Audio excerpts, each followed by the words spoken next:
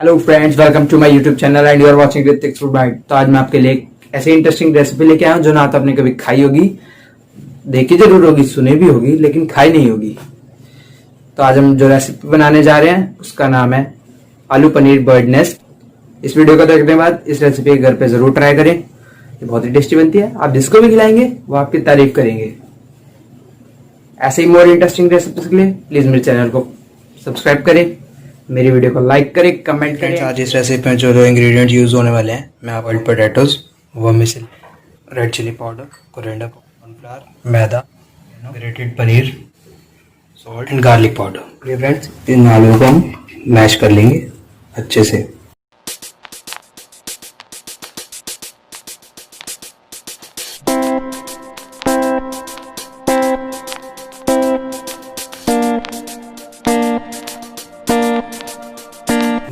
चलिए फ्रेंड्स, हम अपने आलू में स्पाइसेस ऐड कर लेते हैं।